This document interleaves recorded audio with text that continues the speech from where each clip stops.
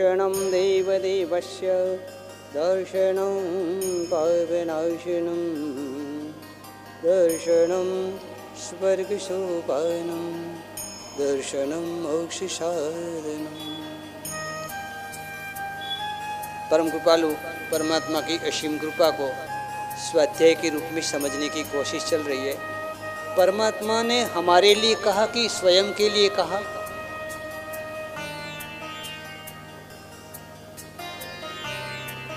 स्वयं के लिए कहा।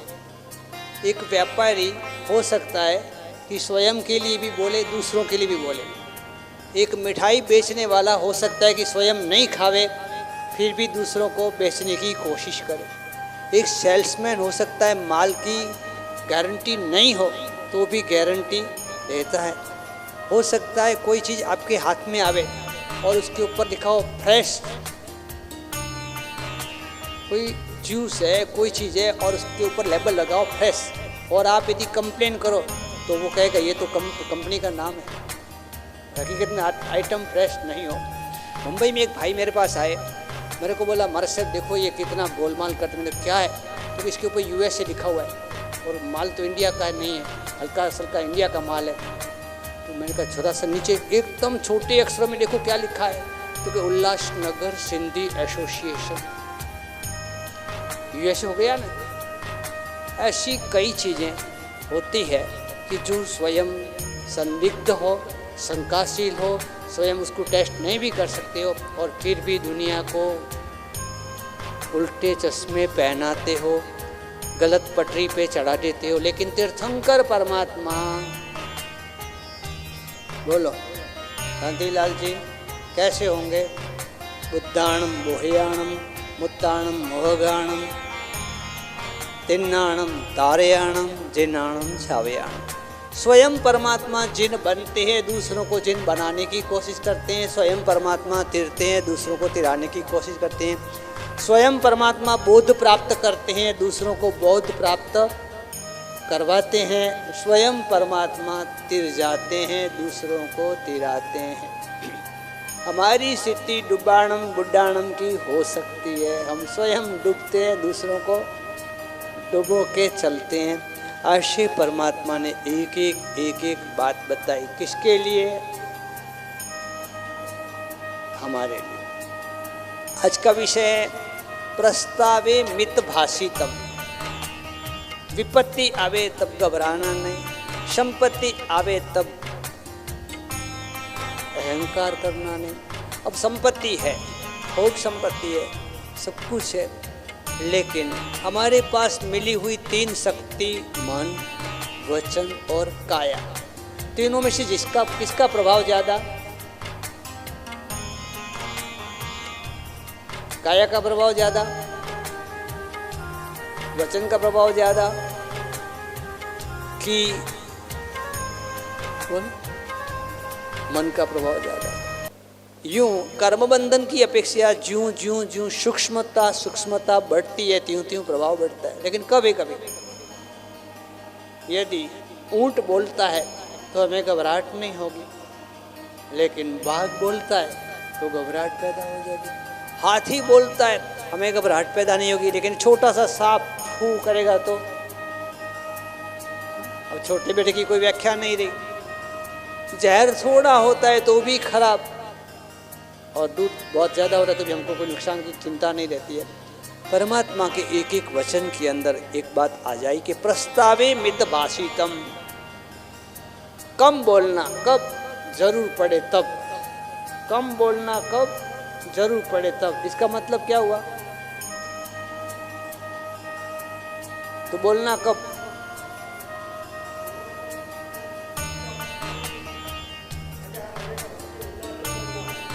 नहीं तो नहीं बोलना, नहीं तो नहीं बोलना।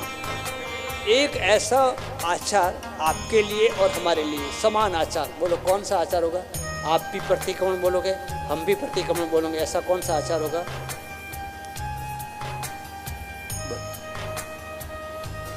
अष्ट प्रवचन माता, 5 समिति और 3 गुप्ति।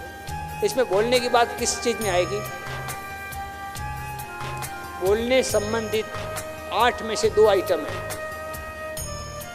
मुझे पता है आप लोगों को आता है, फिर भी आप नहीं बोलते हो। आप इन चिंता करें, पहले इधर से जवाब लो, क्योंकि धर्म पत्नियां ये होती हैं। आप बोलो, इनको सब कुछ आता है, नहीं आएगा तो इनकी ओर से मैं बोल दूंगा, आप चिंता नहीं करो। आप बोलो पहले। बरोबर। 5 समिति के नाम आते हैं। क्रिया समिति, चलना, रास्ते में गमन और आगमन, उसमें देख करके चलना, 3.5 हाथ की भूमि देख करके चलना। फिर भाषा समिति, फिर बाकी की चर्चा भी नहीं करते क्योंकि अपना विषय है। 5 समिति में एक है भाषा समिति, और 3 गुप्ती में एक है वचन गुप्ती। तो आपने जो कहा वो बात मैं कह रहा हूँ कि वचन गुप्ती का अर्थ है हमेशा अपने वचन को गोपनीय रखना, हमारे पास है उसको नहीं बोलना। अब गुजराती में, मारवाड़ी में भी होगी बात, मुझे आपसे सीखने मिलेगी, मैं गुजराती बोलूँगा, आप उसका ट्रांसफ़र करोगे। गुजराती में ऐसा है कि वचन रतन मुख कोटड़ी, मुख रूपी कोटड़ी, वचन रतन मुख कोटड़ी, चुप कर डीजे ताल, खप होए तो खोलिए वाणी रतन विशाल। कि खप हो तो उस दरवाजे को खोलो और नहीं तो भले अंदर रखो। तो मारवाड़ी में ऐसा बोला है कि आली लूली जीबड़ी, बोले बोल रसाल, बोली बोल अंदर बसे जूता खाए कपाल। मर्जी बेचो को बोल दे और जूता किसको मिलता है। तो वापिस एकदम प्योर मारवाड़ी में बोला, ओ तो गेहूं आटो है, ज्यू मोड़ो ज्यू मुड़े। ये जीभ जिसमें एक भी हड्डी नहीं है, लेकिन कितने लोगों की हड्डियां खोखली कर दी, तोड़ दी। और फिर शास्त्र की भाषा में बोला कि एक इंद्रिय ऐसी है। वैसे सब इलेक्शन के बाद वापस क्या होता है, मुख्यमंत्री का चयन होगा, उसके बाद वो कैबिनेट बनाएगा, अलग अलग सबको डिपार्टमेंट देंगे। तो हमारे शरीर की रचना में हमारे कान को सुनने का डिपार्टमेंट दिया गया, हमारी आँख को देखने का डिपार्टमेंट दिया गया, हमारी चमड़ी को स्पर्श करने का डिपार्टमेंट दिया गया, हमारे नाक को सूंघने का डिपार्टमेंट दिया गया। एक ऐसी आइटम बाकी रह गई, इसको 2 डिपार्टमेंट एक साथ में दिए। बोलो कौन सा आप समझ रहे? एक बोलने का और दूसरा खाने का। पूरे भारत की भी जो है ना कमेटियाँ समितियाँ जो भी हो गए ना, वहाँ इसकी कि एक तो पूरे भारत को अन्न पहुँचाने वाली बात और पूरे भारत को कंट्रोल रखने की बात। जबान के ऊपर सब आधार है। यदि मीठी जबान है तो आपका जहान है, और यदि खारी जबान है तो झगड़े सारे जहान है। मात्र बोलने पर तक प्रस्तावे मित भाषितम, यूँ वाणी के 8 गुण बताए। हम 3 गुण की चर्चा करेंगे, हित, मित और पथ्य। हम इतना जानते हैं कि सत्य बोलना चाहिए और असत्य, सत्य बोलना चाहिए और असत्य नहीं बोलना चाहिए। उससे आगे नहीं बढ़ेंगे। तीसरा कुछ होता है जल्दी जल्दी, एक सत्य होता है, दूसरा असत्य होता है, तीसरा कुछ होता है बनी होकर के भी नहीं आएगा। तीसरा क्या होता है? दोनों को जोड़ दो ना, सत्य प्लस असत्य, तो क्या बनेगा? सत्यासत्य। आप बोलो ना, दूध में भी और दही में भी पाँव रखने की बात होती है, लेकिन यहाँ सत्यासत्य की व्याख्या कई। एक मुनि भगवंत है, जंगल के अंदर साधना कर रहे, खड़े हैं, कौशक में है, गुरु के साथ शिष्य उनके साथ में खड़ा है, वो उनकी सेवा में है। एक राजा आया, शिकार करने निकला है जंगल के अंदर, एक हिरण के पीछे पड़ा है। राजा जरा सा रुके, हिरण आगे दौड़ा है, दिखा नहीं है, और राजा ने नीचे उतर करके पूछा, साधु को पूछा, बाबूजी साहब अभी हिरण यहाँ से गया, किधर गया? अब साथ की साधु भगवंते और मोदी भगवंते आवाज हुई है तो देखा तो हिरण गया, तो क्या बोलना। अब उनको पता है कि हिरण इधर गया है, लेकिन ये भी पता है कि बताने पर हिरण की हिंसा होगी। तो सत्य बोलना कि असत्य बोलना? साधु जीवन है, असत्य नहीं बोलना है और सत्य भी नहीं बोलना है। क्योंकि ऐसा बोले जिससे हिंसा हो जाए तो वो वचन भी हिंसक वचन हो गया।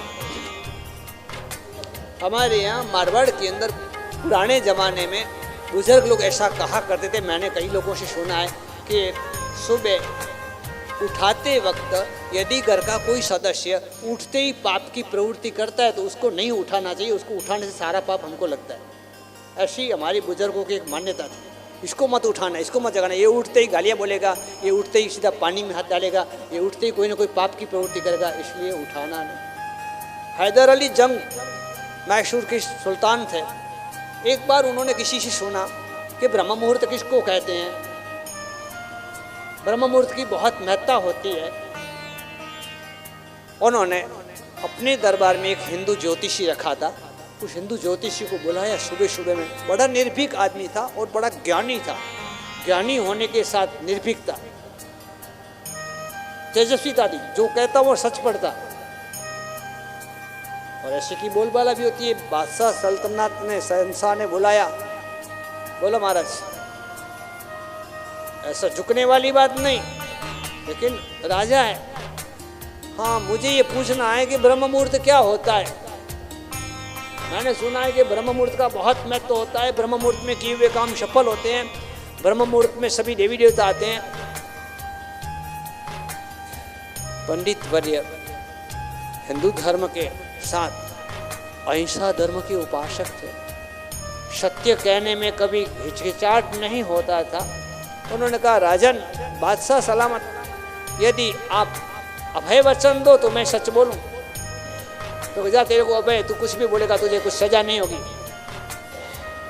तो कि बादशाह सलामत एक बात कहूं, आप 24 घंटे सोए रहो ना, ये ब्रह्म मुहूर्त है। क्या बोला? आप 24 घंटे सोए रहो, ये आपके लिए ब्रह्म मुहूर्त है। ऐसे कैसे? तो आप उठते ही तलवार चलाते हो, आप उठते ही ऑर्डर देते हो, उसको ख़त्म करो, उसको ख़त्म करो, ये करो। सुबह उठते ही आप जैसे दातुन करते हो और आपके सामने फरियादें आती है और आप तो 1 2 3 करते हो, तुरंत एक गाँव 2 टुकड़े करते हो। आप कभी सोचते नहीं हो, गलती किसी की ये नहीं सोचते हो, आप तो अपनी सल्तनत का, अपनी शहंशाही का पूरा उपयोग करते हो, इसलिए आप 24 घंटे सोए रहो। तो हमारे बुजुर्गों की मान्यता थी कि जो व्यक्ति पापमय प्रवृत्ति वाला है उसको नहीं उठाना अच्छा, उसको उठाने से हमारे पर उसकी रावी चढ़ेगी, पूरा पाप हमको लगेगा। अब ये मेरी बात सुन करके आप अपने बच्चों को उठाने का बंद मत करना। ये तो मैं पुराने ज़माने की बात करता हूँ, अभी कई चीज़ें बदल गई है, फिर भी उनको समझाना चाहिए। लेकिन हम करें क्या? कई लोगों को मैंने ऐसे देखा है कि सोते वक्त बहुत अच्छे होते हैं। आपका क्या अनुभव है? इतनी अच्छी अच्छी बातें करते हैं, कल मैं ये करूँगा, कल सुबह उठते पूजा करूँगा, कल तो व्याख्यान में जरूर जाऊँगा, कल तो मैं अम्बिली करूँगा। फिर पोपट जी क्या होता है? तो उनके लिए भी मारवाड़ी में कहावत है कि ऐसे शेर देखे जो सोते होते हैं सीधे और उठते ही हो जाते ऊंधे। सारी बातें बदल जाती है उनकी, और उठावे कोई और वो यूं हो जाते हैं। तो यहाँ पर मुनि भगवंत को पूछा, हिरण को आपने देखा? हिरण किधर गया? 2 प्रश्न आए और मुनि भगवंत ने बोला कि जो देख सकती है वो बोल नहीं सकती, जो बोल सकती है वो देख नहीं सकती। एक बार बोला, महाराज समझ में नहीं आया, वापिस वही बोला, जो देख सकती है वो बोल नहीं सकती, जो बोल सकती देख नहीं सकती। वापिस इसी बात बोला। महाराज के सामने गुस्सा तो नहीं किया जाता, लोग डरते थे कि सती और जती ने छेड़ दियो तो आप खत्म हो जाओला, शराब दे देला। वापिस इसी बार महाराज ने यही बोला। राजा आखिर चला गया कि इनकी संतों की भाषा अपनी समझ में आएगी नहीं। चेले ने पूछा, गुरुजी क्या किया आपने? राजा के हाथ में धनुष्य बाण था, राजा घोड़े पर टाइट था एकदम। तो कि मैंने ये बोला कि जो आंखें देख सकती है वो बोल नहीं सकती है, जो जबान बोल सकती है वो देख नहीं सकती, ऐसा मैंने बोल दिया। गलत भी बोला नहीं, गलत बोला नहीं, मैंने सत्यासत्य बोला। क्या बोला? सत्य भी बोला और सत्य भी बोला, काम हो गया। तो जीवन के अंदर प्रस्तावे मित भाषितम, पहली बात है नहीं बोलना पड़े तब तक बोलना नहीं। तो फिर बोला है कि बोलना ये एक कला है, बोलना ये एक कला है। और गड़बड़ गड़बड़ करके बोलना ये सबसे बड़ी बला है, और नहीं बोलना तो इसमें सबका भला है। बरोबर, बोलना एक कला है। कैसे? अकबर बादशाह के दरबार के अंदर ढाका का मतलब कि बांग्लादेश का, उस समय भारत एक ही था, वहाँ की मलमल बहुत प्रसिद्ध थी, बहुत इतनी पतली, और एक बड़ा थान लेकर के वो बादशाह के दरबार में आया। बादशाह, ये 50 मीटर मलमल है, आप अंगूठी रखो, अंगूठी में से ताका ये थान पूरा पास हो जाएगा। इतनी पतली, इतनी बारीक, इतनी मेहनत से बनाई हुई। बादशाह ने पूछा, क्या ये 50 मीटर है? हाँ जी बादशाह सलामत, ये 50 मीटर है। वापिस पूछा, विश्वास नहीं बेटा, सच में क्या ये 50 मीटर है? हाँ शहंशाह, ये 50 मीटर है।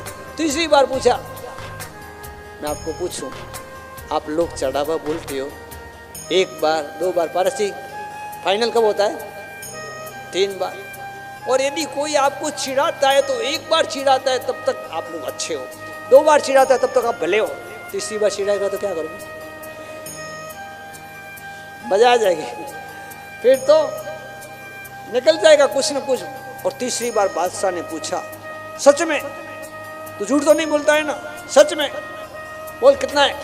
इतना कड़क से पूछा, कड़क होकर के पूछा बादशाह ने। और ये भान भूल गया बुनकर, इसने बोल दिया, महाराज तुम्हारी 7 पीढ़ी के कफन बने इतना कपड़ा। राजा ऐसे ही गुस्से में था और एकदम आ गया गुस्से में, इसको फांसी के फंदे पर चढ़ा दो। बेचारा इनाम की आशा में आया था कि आज मेहनत करके मैंने 50 मीटर का थान जिंदगी में पहली बार इतना अच्छा बनाया, और बादशाह सलामत के आगे प्रस्तुत किया, और बादशाह ने मुझे फांसी के फंदे पर चढ़ा दिया। मेरे बाल बच्चे, मेरी बीबी वगैरह क्या करेंगे? अब करना क्या? अच्छा है दिल्ली के अंदर बिरबल रहता था, वो बेचारा गया, बादशाह के सामने तो बोलना नहीं था, दरबार पूरा हुआ, उसके बाद वो बेचारा बिरबल के घर पे गया, पाँव पड़ा, घुटने टेक करके गिड़गिड़ाते हुए बोला, अब बिरबल मेरी जान, मेरी बीबी, मेरे बच्चे सब तुम्हारे हाथ में, मैं तुम्हारे सामने गाय बन के खड़ा हूँ, मेरी रक्षा करो। बिरबल ने कहा, भाई बोलते वक्त विचार तो करना चाहिए ना, नहीं बोलना था अच्छा था, 1 बार बोला, 2 बार बोला, 3 बार बोला, वही है। शावक के 21 गुण के अंदर एक गुण आता है, बोलने के विषय में गुण आता है कि औचित्य पालन। जिस समय जिसके साथ जिस विषय में जो बोलना चाहिए वही बोलना चाहिए, नहीं तो बाजी बिगड़ जाती है। भगवान से हमें रोज प्रार्थना करना चाहिए, परमात्मा हमें ऐसी औचित्य पालन की शक्ति दो। पता नहीं लगता है, आवेश आ जाता है, गुस्सा आ जाता है, फिर हम खुद नहीं रहते हैं, हम तो चले जाते हैं। आप लोग जानते हो किसी के शरीर में देवता आते हैं तो वो खुद रहता है क्या? और सबसे बड़ा देवता है क्रोध, वो आता है ना, शरीर में पदार्पण होता है तो देवता आते जैसे कैसे आप क्या बोलते, भोपा क्या करता है, ढूंढता है ना एकदम। और गुस्सा आने वाला भी क्या होता है, आंखें लाल हो जाती है, शरीर कांपने लग जाता है, कई परिवर्तन आते हैं, पता नहीं रहता है। उस समय अकबर बिरबल कहता है, भाई उस समय सोचना चाहिए था थोड़ा। अंग्रेजी में भी बोला है, ऑलवेज थिंक बिफोर स्पीक, हमेशा बोलने के पहले आप सोचो। अपने मारवाड़ी में बोला है कि वाणी और पौणी वे छौन करके वापरो, ऐसे ही धड़ाक करके बोल दिया। कई लोगों की ऐसी अच्छी आदत होती है, बावरिस्ता ने मुन्ना माथी कहवा वाणो लाड़े राखो को नहीं, बरोबर की गलत कहना चाहिए ना। आप देखो जो आपके विचार होंगे ना उसकी कहावतें भी आपको मिलेगी। आप कहेंगे नहीं साफ कहना सुखी रहना, बरोबर ने। मैं पूछ रहा हूँ सुखी रहते हो क्या दुखी रहते हो? बोलो कहना जो मुन्ना माथे कहना लाड़े नहीं रखना, बरोबर ने। फटाक से 1 गा 2 टुकड़े, बरोबर। ये हमारी संस्कार नहीं। गौतम स्वामी इंद्रपुति के रूप में लड़ने आए थे, भगवान ने झगड़ा नहीं किया है। भगवान ने कहा इंद्रपुति तू कुशल है ना, उसका आधा पारा शांत हो गया, पारा नीचे उतर गया। अब करो तो सही, प्रयोग तो करो। वो सामने वाले आवे उसके सामने ही हम चढ़ करके बोलेंगे तो बात बिगड़ जाएगी। यहाँ पर प्रस्तावे मित भाषितम। बिरबल ने कहा, देख अभी कल मैं जो कह रहा हूँ वो बोलना, फिर मैं संभाल लूंगा। दूसरे दिन वापिस आया दरबार के अंदर। 3 दिन के बाद फांसी तय थी। बादशाह ने दूर से गए, रवाना हो, यहाँ नहीं आना, तेरे को मुंह नहीं दिखाना है। अरे बादशाह, मैं गरीब आदमी हूँ, आपके पास बोलने की मेरी हिम्मत कहाँ होती है जो बोल सकूं। बहुत घबरा गया था मैं, मुश्किल से मेरी बीवी के कहने पर हिम्मत करके यहाँ तक तो पहुंचा। आपके दरबार में पेश होना, खड़ा होना कोई छोटी बात थोड़ी है। मुश्किल से खड़ा हुआ, मैं कांप रहा था, मैं घबरा रहा था। फिर उसने आपने एक बार पूछा, मैंने बहुत सोचा, लेकिन मेरा दिमाग ही काम नहीं करता था। मुझे बोलना था कि आपकी 7 पीढ़ी के कमीज हो जाए, इतना कपड़ा है, लेकिन मैं बोलने में जरा सा ये हो गया, समझे, पोतरो पड़े, बोलो ना आप। और क्या हो गया, कमीज के बदले कफन बोल दिए। बादशाह सलामत, भेद भी माफ करो, आप तो सल्तनत के शहना हो, हमारे जैसे मर जाएंगे चलेगा, आप तो जिंदा रहो, जा इसको 100 सोनामर दे दो। बाजी बदल गई। सामने वाले को हितकारी हो वैसा बोलना चाहिए। मित अर्थात नपातुला बोलना चाहिए। पथ्य अर्थात सामने वाले का जिससे अच्छा होता हो वैसा बोलना चाहिए। ज़्यादा बोलने वाले, अब बहुत विचारने जैसी बात आई है। हम सबको जन्म लेते वक्त कोटा मिलता है, कोटा। हम कितनी सांस लेंगे वो तय होता है। हम बोलते हैं ना, तब विचार वर्गणा की, शब्द वर्गणा के पुद्गल ग्रहण करते हैं, इसके बिना आप नहीं बोल सकते। शब्द वर्गणा के पुद्गल हवामान से, वायुमंडल से ग्रहण करते हैं, और हमारा जो मशीन है ना वो उसको वापस शब्द बना के बोलता है। तो हम कितने वर्गणा के, कितने पुद्गल ग्रहण कर सके वो कोटा तय होता है। हम विचार कितने कर सके वो विचार वर्गणा के, मनोवर्गणा के पुद्गल ग्रहण करते हैं। आप देखते हो कई लोग बाकी सब अच्छे होते हैं लेकिन कोमा में चले जाते हैं। कई लोग बाकी सब ठीक होते हैं, उनकी वाचा बंद हो जाती है। सोचना, इस बात को गहराई से सोचना। यदि हमारा कोटा पूरा हो गया है तो फिर हम विचार कर सकेंगे, नहीं कोमा में चले जाएंगे। यदि हमारा शब्द वर्गणा ग्रहण करने का कोटा पूरा हो गया है तो हम बोल सकेंगे नहीं, हमारी वाचा बंद हो जाएगी। डॉक्टर के चाहे कितने इंजेक्शन लगेंगे कुछ भी कारगर होगा नहीं। इसका मतलब क्या हुआ? यदि आपको पता है कि हमारी टंकी में इतना पानी है, इतना यूज़ करेंगे तो इतना दिन चलेगी टंकी का पानी, तो फिर क्या करोगे आप? नल आने वाला नहीं है, पानी आने वाला नहीं है, अकाल पड़ा है, गवर्नमेंट की सूचना आ गई, तो फिर आप समझ जाओगे नहीं समझ जाओगे? बाकी सब में समझते हैं।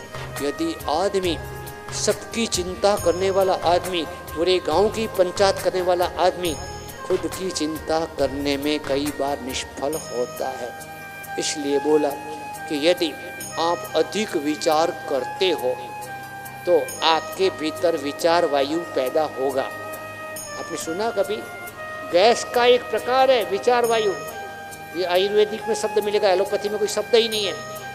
विचार अधिक करने से विचार वायु पैदा होता है, और आयुर्वेद के सिद्धांत कहते हैं विचार वायु कंट्रोल के बाहर जाएगा तब आप पागल बन जाओगे। आज के जीवन के अंदर आदमी बेफाम होकर के बोलता है। एक सामान्य आदमी यदि बकबकिया स्वभाव वाला है तो पूरे दिन में 40 पेज की एक कॉपी भर जाए, इतना वो बोलता है। अनावश्यक बोलना बंद करे। मैं अभी अगले वर्ष चतुर्मास था, सूरत था, युवाओं को, कई युवाओं का मैंने इंटरव्यू लिया। 2 प्रश्न उनके आए,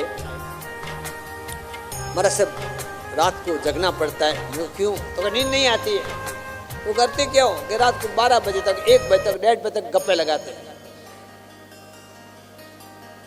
मैंने कहा भाई रात को जल्दी सो जाओ तो जल्दी सुबह जल्दी उठोगे तो क्या करें? 11 बजे के पहले मार्केट तो खुलती नहीं है।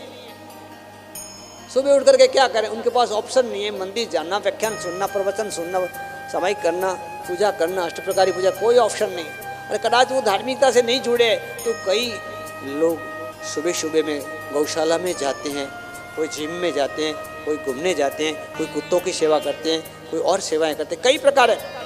आपको करना है तो सब्जेक्ट खूब है, लेकिन मात्र बातें करना, मात्र गपाटा लगाना, अच्छे लगोगे आप बोलोगे ना तो सबको शायद अच्छा भी लग सकता है, टाइम पास हो जाएगा, लेकिन वो टाइम पास नहीं है, टाइम का नाश है।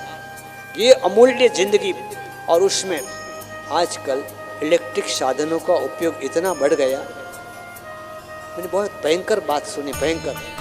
एक ऐसी कंपनी की बात सुने, वो कंपनी के आप सदस्य बन जाओ, आपको साल के 25,000 रुपया भरने के, और वो कंपनी घर में भी एक साधन लगा दे, और आपके पति हो उनके भी ऑफिस में एक ऐसा साधन लगे जिसको पता ही नहीं लगे। साल का 25,000। आपका पति क्या करता है वो पत्नी को पता लगे, और पत्नी क्या करती है उस पति का पता लगे। वहम से बड़ी जिंदगी में कभी प्रेम होता नहीं है। तो ऊपर वाले की रह में जो चल रहे हैं अपन, बाकी कभी के खत्म हो जाते हैं। यहाँ पर पति यदि बैठा है नेट पे और एक एक इंटरनेट की खिड़की खोल रहा है तो पत्नी को शंका होती है। पत्नी यदि बार बार फोन कर रही है तो पति को शंका होती है, और फिर चिंता है नहीं। इतने लंबे लंबे समय तक फोन पे बातें चलती रहती है, इलेक्ट्रिक साधनों की वजह से एक दूसरे के प्रति शंकाएं होती है।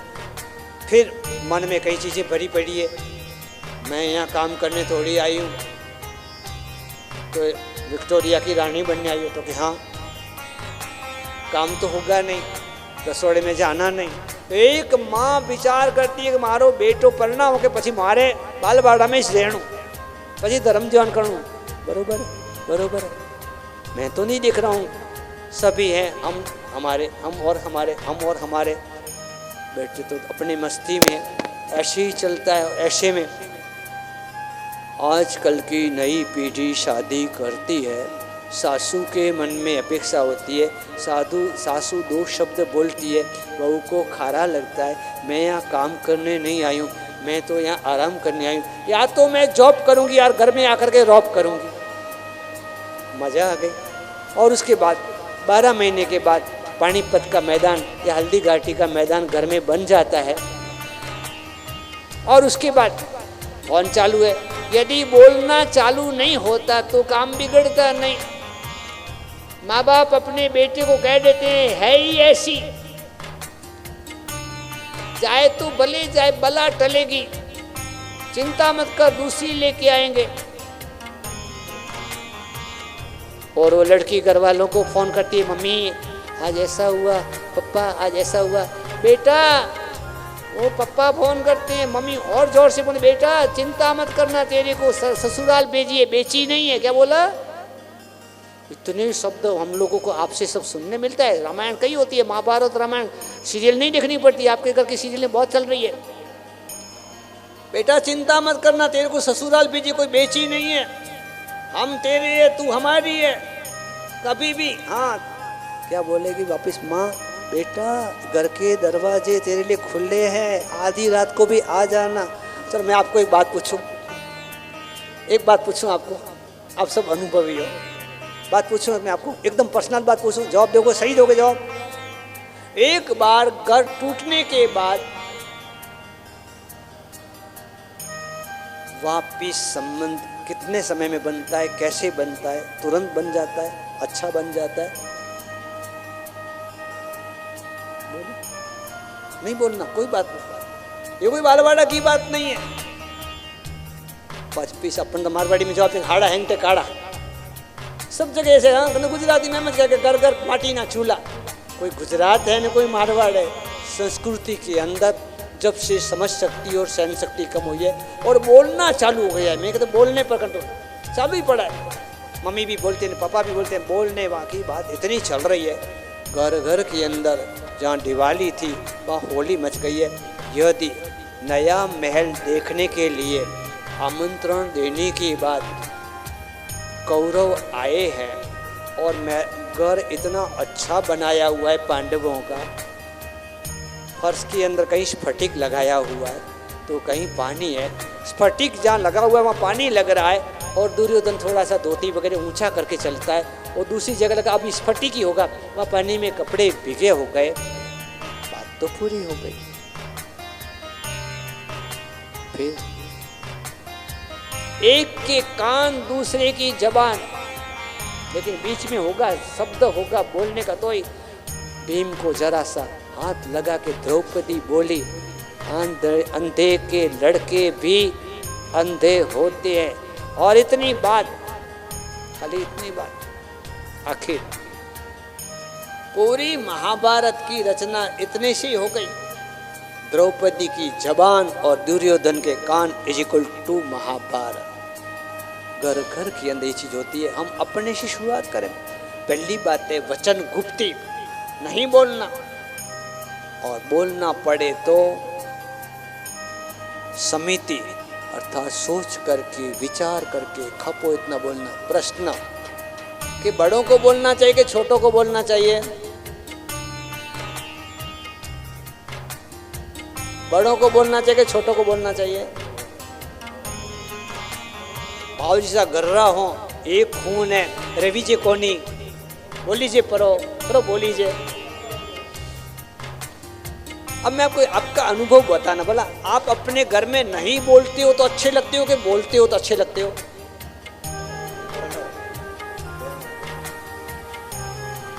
भावजी सा हैंग यूं राखो जो ठीक है, हैंग बोलते खोलता रहो ने ढोल बजाता रहो।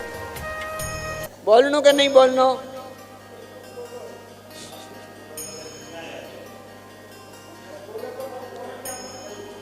बोलो तो कोमे नहीं आवतो और नहीं बोलो तो रेविस्तू कोनी અને બોલવું પડે। બાવીસ આજના છોરા કોઈ સમજે કોની, કતરા કાનૂન આવે કતરા કાયदा આવે, बोलना पड़ेगा नहीं दलीचंद जी?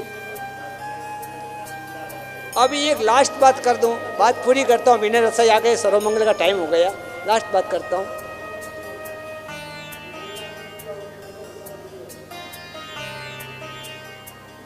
एक है इंडिया, पूरे इंडिया में पूरे भारत का सर्वे किया गया। बहुत महंगाई है, बहुत महंगाई है, बहुत महंगाई है। एक सस्ती चीज है सलाह, कोई पैसा नहीं लगता, बराबर। लेकिन अब उस सर्वे के बाद यहाँ पर ये कहना है कि राय मांगने की चीज है, देने की चीज नहीं है, और सम्मान देने की चीज है, मांगने की चीज नहीं है। वापिस बोलूं, सलाह अथवा राय अथवा एडवाइस ये मांगने की चीज़ है, देने की चीज़ नहीं है। चाहे कितनी सस्ती है, उसकी वैल्यू डाउन मत करो। आपसे कोई सलाह मांगे, आपसे कोई राय मांगे, आपकी एडवाइस मांगे तो भले बोलो। और सम्मान, मान मांगने की चीज़ नहीं है, देने की चीज़ है। ये देते रहेंगे इतने आप अच्छे हो। और राय कोई मांगे तब देते रहेंगे, अच्छे रहेंगे। हमने जब से शीर्षासन का महत्व समझा, रामदेव बाबा की बातें सुनी कि शीर्षासन करने से 84,000 आसनों का लाभ मिल जाता है, हमने कई चीज़ों में शीर्षासन कर दिया। इसमें भी शीर्षासन क्या होगा? राय मांगने की चीज़ है, अनुभवी से सुनने की चीज़ है, उसके बदले हमने देना शुरू कर दिया। मान दूसरों को देने की चीज़ है, उसके बदले हमने मांगना शुरू कर दिया। जहाँ मान नहीं मिलता है गुस्से में आ जाते हैं, जहाँ राय देते हैं वहाँ सामने वाला गुस्से में आ जाता है। इसलिए समाधान ये है, मौनम सर्वार्थ साधनम। जरूर पड़े तो बोले, नहीं तो मौन रहे। परमात्मा महावीर देव ने 4 ज्ञान के मालिक होने के बाद भी 12.5 साल तक लगभग 1.25 लाख घंटे तक मौन किया था, इसलिए कि उन्होंने ये समझाया कि speech is silver but silent is gold.